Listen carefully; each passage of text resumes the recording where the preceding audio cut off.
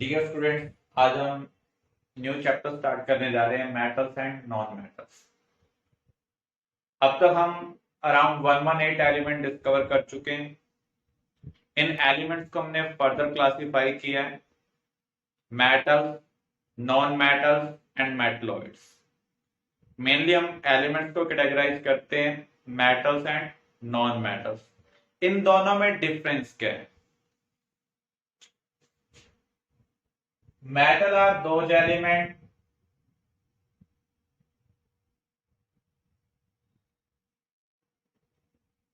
which form cation by loss of electron. They generally have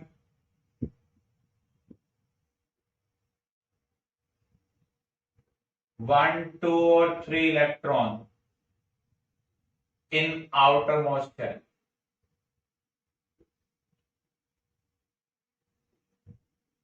कोई भी element अपनी shell को कंप्लीट करने के लिए या तो इलेक्ट्रॉन का गेन करता है या फिर लॉस। मैक्सिमम 3 इलेक्ट्रॉन का गेन या लॉस कर सकते हैं। तो जिनके आउटमोस्ट शेल में 1, 2 और 3 इलेक्ट्रॉन होंगे उनके लिए इलेक्ट्रॉन का लॉस करना आसान होगा in comparison to gain of electron. अगर किसी की आउटमोस्ट शेल में 1 इलेक्ट्रॉन है तो वो 1 इलेक्ट्रॉन का इजीली लॉस कर सकता है इंस्टेड ऑफ गेनिंग 7 इलेक्ट्रॉन। तो यहां पर जो इलेक्ट्रॉन का लॉस करेंगे, पॉजिटिव आयन बनाएंगे, कैटायन बनाएंगे, उन्हें हम क्या कहेंगे? Metal. For example sodium, calcium, potassium, ये सब मेटल है। इनका अगर आप कॉन्फ़िगरेशन राइट करेंगे, इनके आउटरमोस्ट शेल में 1, 2 और 3 इलेक्ट्रॉन प्रेजेंट। दे possess luster, मीन्स उनका जो सरफेस है वो शाइनी है। High density,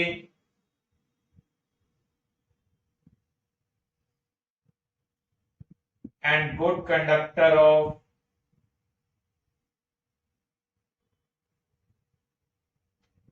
heat and electricity. जो मेटल है वो हीट को और इलेक्ट्रिसिटी को हाई एक्सटेंट तक कंडक्ट करते हैं। फॉर एग्जांपल आपके पास एक मेटल रॉड है, आपने क्या किया, इधर वैक्स कोट कर दी और इधर से आपने हीट करना स्टार्ट किया। आप देखेंगे कि उस टाइम के बाद वैक्स मेल्ट होना स्टार्ट हो जाएगी। ऐसा तभी हो सकता है जब हीट यहां से यहां पर ट्रांसफर हो रही है।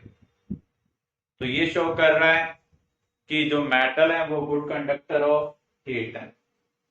अगर हम मेटेलिक वायर का यूज करें और उसके अराउंड पॉजिटिव और नेगेटिव प्लेट लगा दें और बीच में इलेक्ट्रिक बल्ब लगा दें तो हम देखेंगे जो इलेक्ट्रिक बल्ब है वो ग्लो हो रहा है। तो इसका मीनिंग जो मेटल है वो इलेक्ट्रिसिटी को क्या कर रहे हैं? कंडक्ट कर रहे हैं। Non metal, those elements which form anion by gain of electron। अनायन का मीनिंग क्या है?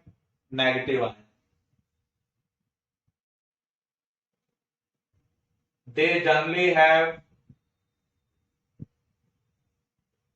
5, 6 or 7 electron in outermost shell।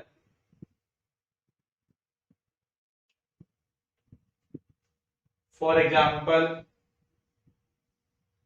Sulphur, oxygen, nitrogen, अगर आप इनका कॉन्फ़िगरेशन लिखेंगे तो इनके आउटरमोस्ट शेल में 5, 6 या फिर 7 इलेक्ट्रॉन होंगे। They are poor conductor of heat and electricity.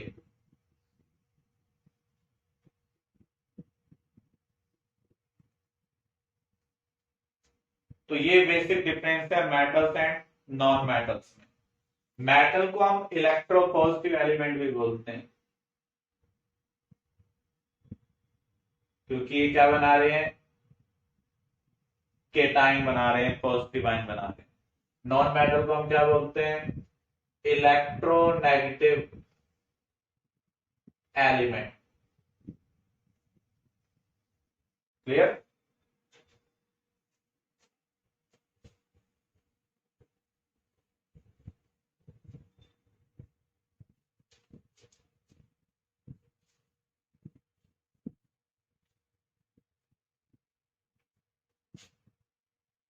Physical properties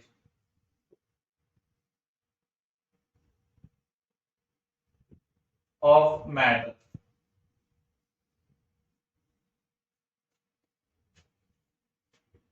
metal show lustre, shiny surface. अब ये शाइनी सरफेस किसकी वजह से है, due to excitation of outermost shell electron when light incident on it। जब आप किसी मेटल प्लेट को लाइट के सामने रखेंगे तो उसका जो सरफेस है वो शाइनी होगा। डार्क रूम में आप मेटल को विजुलाइज नहीं कर पाएंगे। तो जब मेटल प्लेट के ऊपर लाइट इंसिडेंट होती है, जो उसके आउटरमोस्ट शेल के इलेक्ट्रॉन है उनको एनर्जी मिलती है, ये एक्साइट हो जाते हैं, मींस लोअर ऑर्बिट से हायर ऑर्बिट में चले जाएंगे। अगर आप हाइड्रोजन का कॉन्फ़िगरेशन लिखें तो इलेक्ट्रॉन कौन से ऑर्बिट में होगा, फर्स्ट में होगा। सोडियम का लिखेंगे तो उस केस में देखो 281, तो जो आउटरमोस्ट इलेक्ट्रॉन है वो थर्ड ऑर्बिट में होगा। अब ऐसे इलेक्ट्रॉन लूजली बाउंड होते हैं, जो मेटल के केस में आउटरमोस्ट शेल के इलेक्ट्रॉन होते हैं वो क्या होते हैं, लूजली बाउंड। इसका मीनिंग उनका जो न्यूक्लियस होगा, जो आउटरमोस्ट इलेक्ट्रॉन है उनको स्ट्रांगली अट्रैक्ट नहीं कर पाएगा। जब लाइट इंसिडेंट होगी तो ऐसे इलेक्ट्रॉन अपने ऑर्बिट को छोड़कर ऊपर वाले ऑर्बिट में चले जाएंगे। ऐसे स्टेट को हम बोलते हैं एक्साइटेड स्टेट, और ये अनस्टेबल होती हैं। इलेक्ट्रॉन वापस अपने नॉर्मल स्टेट में आता है तो उस केस में वो लाइट रिलीज करता है, जिसकी वजह से हमें शाइनी सरफेस देखने को मिलता है। आप इसको इस तरीके से भी अंडरस्टैंड कर सकते हैं, आपका रिजल्ट आया 99% मार्क्स आए, किसी के 90 आए, किसी के 100% आए। अगर किसी को एक्सपेक्टेशन से ज्यादा मिले वो बहुत ज्यादा खुश हो जाएगा, एक्सपेक्टेशन से कम मिले तो वो दुखी होगा। क्या वो परमानेंटली ऐसा रहेगा, टेम्परेरी रहेगा, क्योंकि ऐसी स्टेट क्या होती है, एक्साइटेड स्टेट होती है, अनस्टेबल होती है। वापस वो फिर नॉर्मल स्टेट में आता है। ऐसे ही ये इलेक्ट्रॉन भी अपने नॉर्मल स्टेट में आएंगे, तो जितनी एनर्जी का उन्होंने गेन किया था वापस उसका लॉस करेंगे, और जो लाइट एनर्जी रिलीज होगी उसकी वजह से हमें सरफेस कैसा देखने को मिल रहा है, शाइनी देखने को मिल रहा है। When exposed to air, they become dull or get tarnished due to atmospheric action।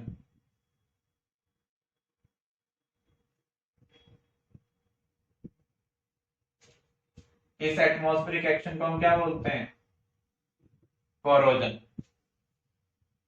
तो जब आप मेटल को एयर में प्लेस करेंगे तो ऑक्सीजन इस पर रिएक्ट करेगी, मेटल कन्वर्ट हो जाएगा मेटल ऑक्साइड में। अब एयर के अंदर जो मॉइस्चर प्रेजेंट है वो इसको मेटल हाइड्रोक्साइड में कन्वर्ट कर देगा। जो मेटल हाइड्रोक्साइड है उनका नेचर है बेसिक। अब एयर के अंदर जो कार्बन डाइऑक्साइड प्रेजेंट है, सल्फर डाइऑक्साइड प्रेजेंट है, उनका नेचर एसिडिक है। नॉन मेटल ऑक्साइड क्या होते हैं, एसिडिक। एसिड और बेस आपस में रिएक्ट करके न्यूट्रलाइजेशन रिएक्शन में पार्टिसिपेट करेंगे। तो हमें यहाँ पर कंपाउंड मिल सकते हैं कार्बोनेट, बाइकार्बोनेट। अगर सल्फर डाइऑक्साइड ने रिएक्ट किया है तो उस केस में हमें सल्फाइड, सल्फेट इस टाइप के कंपाउंड मिल सकते हैं। तो जो ये कंपाउंड बन रहे हैं उस केस में इलेक्ट्रॉन एक्साइट नहीं होते, इसलिए जब एटमॉस्फेयर का एक्शन होगा तो उस केस में ये डल हो जाते हैं। इस फिनोमेनन को हम क्या बोलते हैं? कोरोजन। इसलिए हम सोडियम पोटेशियम को स्टोर करते हैं केरोसिन ऑयल में या फिर वैक्स कोटिंग में स्टोर करते हैं ताकि वो एयर और मॉइस्चर दोनों के कांटेक्ट में ना आ पाए। Clear?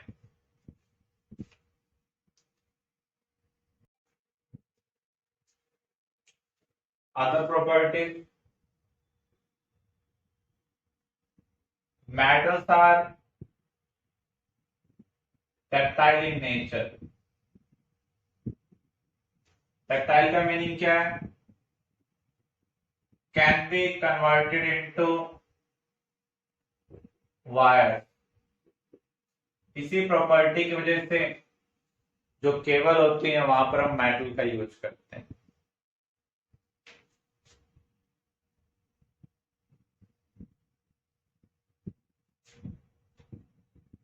metals are malleable in nature। इसका मीनिंग क्या है? Can be converted into sheet. तो जब हम मेटल को बीट करेंगे तो वो थिन शीट में कन्वर्ट हो जाता है। इसी प्रॉपर्टी की वजह से हम मेटल को एज पैकिंग मटेरियल यूज कर सकते हैं। फूड पैकिंग और मेडिसिन पैकिंग के लिए हम एल्यूमिनियम फॉइल का यूज करते हैं। स्वीट्स को डेकोरेट करने के लिए हम सिल्वर फॉइल का यूज करते हैं, गोल्ड फॉइल का यूज करते हैं। और जो कंटेनर है वो इसी प्रॉपर्टी का यूज कर हम प्रिपेयर कर सकते हैं। जितने भी मेटल कंटेनर हैं उनको बनाने के लिए हम क्या यूज करते हैं? मेटल शीट का यूज करते हैं। तो इसी प्रॉपर्टी की वजह से पॉसिबल है।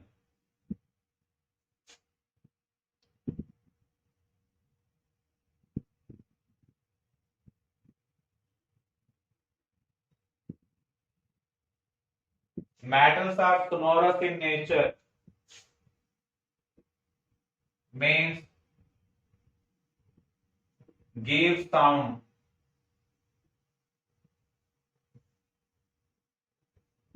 when hit by hard material।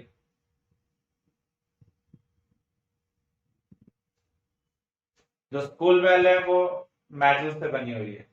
जब हम उसे वुडन हैमर से या मेटल हैमर से हिट करते हैं तो उस केस में हमें साउंड मिलती है। तो ये किस प्रॉपर्टी की वजह से है? सोनोरस प्रॉपर्टी की वजह से। इलेक्ट्रिकल बेल में भी हम मेटल का यूज करते हैं।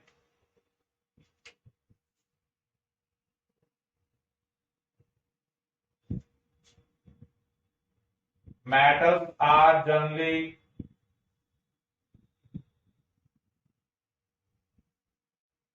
solid। मेटल सॉलिड क्यों है? क्योंकि उनके अंदर जो अट्रैक्टिव फोर्स है वो स्ट्रॉन्ग है। जो मेटल एटम्स है वो स्ट्रॉन्गली बाइंड है एक दूसरे से, इसलिए मोस्ट ऑफ मेटल क्या है? सॉलिड है। एक्सेप्शन क्या है? मर्करी लिक्विड है, गैलियम लिक्विड की फॉर्म में एग्जिस्ट करता है in summer.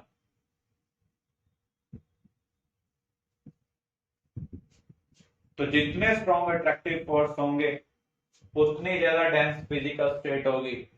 Out of three physical state, solid, liquid and gaseous, सबसे ज्यादा डेंस कौन सी है? सॉलिड है।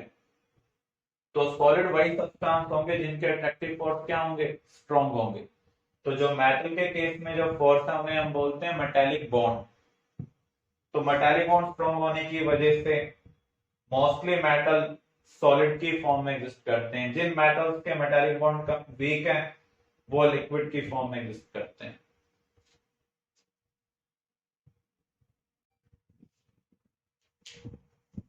मेटालिक बॉन्ड क्या होता है इसको हम अंडरस्टैंड करते हैं। किसी भी मेटल पीस में बहुत सारे metal atom,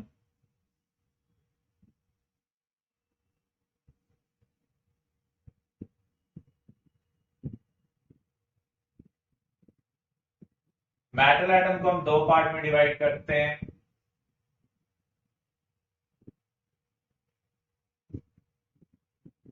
valence electron which are loosely bound, kernel. Kernel क्या है, nucleus plus inner shell electron. For example sodium के केस में इलेक्ट्रॉन कितने ऑर्बिट में प्रेजेंट है, 3 ऑर्बिट में प्रेजेंट है, क्योंकि उसका कॉन्फ़िगरेशन क्या है 281। तो nucleus plus first orbit plus second orbit, ये तो कर्नल है। यहां पर इलेक्ट्रॉन प्रोटॉन के कंपैरिजन में कम है, इसलिए पॉजिटिव चार्ज डोमिनेंट है। आउटरमोस्ट शेल के जो इलेक्ट्रॉन होंगे उन्हें हम कहेंगे वैलेंस इलेक्ट्रॉन, जो कि लूजली बाउंड है। अब क्या होगा, एक एटम के वैलेंस इलेक्ट्रॉन को सराउंडिंग एटम के जो कर्नल्स हैं वो अट्रैक्ट करेंगे, क्योंकि इलेक्ट्रॉन के पास नेगेटिव चार्ज है। सराउंडिंग एटम के कर्नल के पास चार्ज कौन सा है, पॉजिटिव। इसी तरीके से सराउंडिंग के वैलेंस इलेक्ट्रॉन को इसका जो कर्नल है वो अट्रैक्ट करेगा। तो ये जो साइमल्टेनियस अट्रैक्शन है between colonel's and valence electron of neighbouring atoms, इसे हम क्या कहेंगे, metallic bond. The simultaneous attraction between kernels and valence electron of neighboring atoms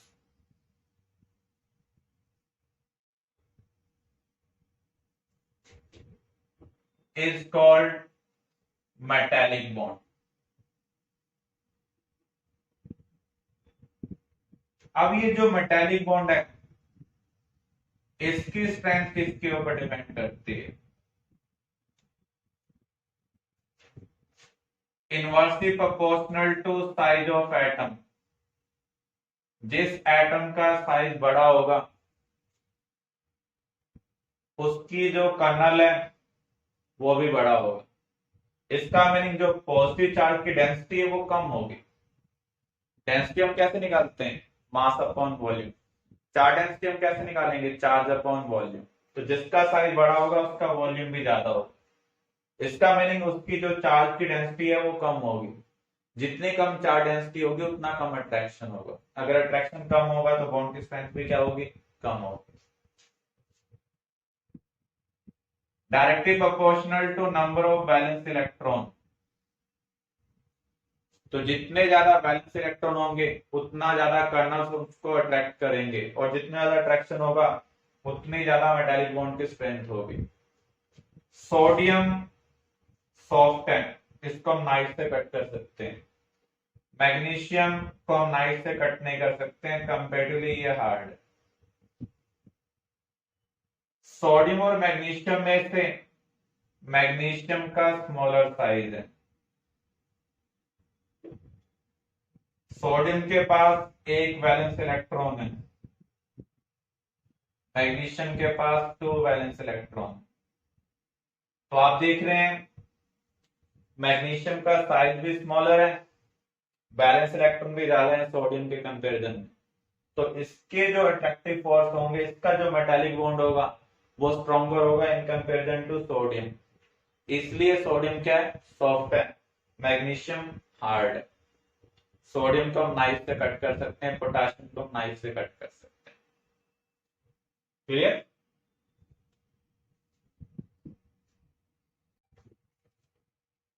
Metals are good conductor of heat and electricity.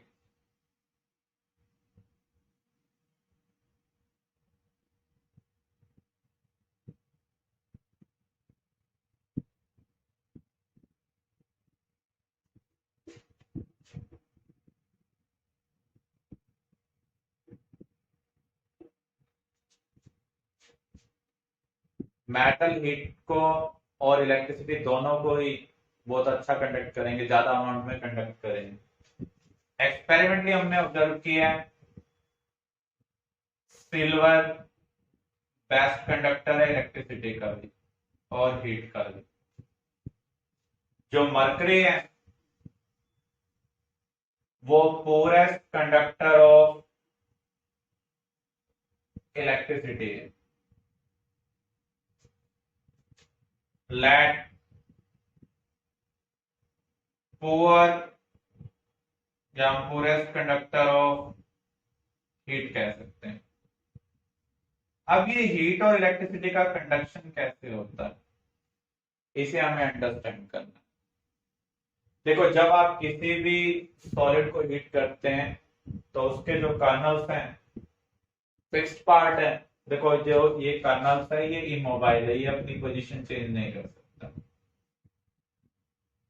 जो balance electron है वो mobile है, वो अपनी पोजीशन चेंज कर सकते हैं। तो जब आप हीट करेंगे तो कर्नल्स वाइब्रेट करेंगे, तो वाइब्रेशन के टाइम ये एक दूसरे को टच कर रहे हैं, तो इस तरीके से हीट एनर्जी ट्रांसमिट हो रही है। ये वाइब्रेट करता हो इसको हिट कर रहा है, ये आगे हिट कर रहा है, इस तरीके से हीट एनर्जी क्या हो रही है, ट्रांसफर हो रही है। अब इलेक्ट्रिसिटी का कंडक्शन कैसे होगा? जब हम इलेक्ट्रिसिटी का कंडक्शन करते हैं तो उस केस में एक तरफ पॉजिटिव प्लेट लगाएंगे, दूसरी तरफ नेगेटिव। मान लीजिए हमने इधर पॉजिटिव प्लेट लगाई और इधर क्या लगाया, नेगेटिव प्लेट। क्या होगा, पॉजिटिव प्लेट इलेक्ट्रॉन को अपनी तरफ अट्रैक्ट करेगी, तो ये इलेक्ट्रॉन इधर माइग्रेट करेगा, तो ये जगह खाली होगी। लेकिन एटम को क्या होना चाहिए, इलेक्ट्रिकली न्यूट्रल होना चाहिए, तो ये नेबरिंग एटम से इलेक्ट्रॉन की डिमांड करेगा, तो ये इलेक्ट्रॉन इधर शिफ्ट होगा। ऐसे ही ये इलेक्ट्रॉन इधर शिफ्ट होगा, ये इलेक्ट्रॉन इधर शिफ्ट होगा। अब ये तो इलेक्ट्रिकली न्यूट्रल नहीं रहा है, तो इलेक्ट्रिकली न्यूट्रलिटी को मेंटेन करने के लिए ये नेगेटिव प्लेट से इलेक्ट्रॉन लेगा। तो आप देख रहे हैं जब हम पॉजिटिव और नेगेटिव प्लेट लगा रहे हैं तो उस केस में इलेक्ट्रॉन का माइग्रेशन नेगेटिव से पॉजिटिव प्लेट की तरफ हो रहा है। जितनी ज्यादा स्पीड से इलेक्ट्रॉन का माइग्रेशन होगा उतना ज्यादा कंडक्शन होगा। तो मेटल के केस में बहुत ज्यादा इलेक्ट्रॉन एक पार्टिकल डायरेक्शन में माइग्रेट होते हैं under the application of electrical field. ये जो हमने पॉजिटिव और नेगेटिव वायर सेटअप की है, प्लेट सेटअप की है, इसकी वजह से एक फील्ड जनरेट हो रही है जिसे हम क्या बोलते हैं, इलेक्ट्रिकल फील्ड, या सिंपली इलेक्ट्रिक फील्ड भी बोल देते हैं। तो यहाँ पर जितना ज्यादा इलेक्ट्रॉन माइग्रेट करेंगे पर यूनिट टाइम में उतना ज्यादा ये कंडक्शन कर रहे हैं। ये जो इंफॉर्मेशन है ये हमने एक्सपेरिमेंटली ऑब्टेन की है। इसलिए इलेक्ट्रिकल वायर में हम किसका यूज करते हैं, मेटल का यूज करते हैं।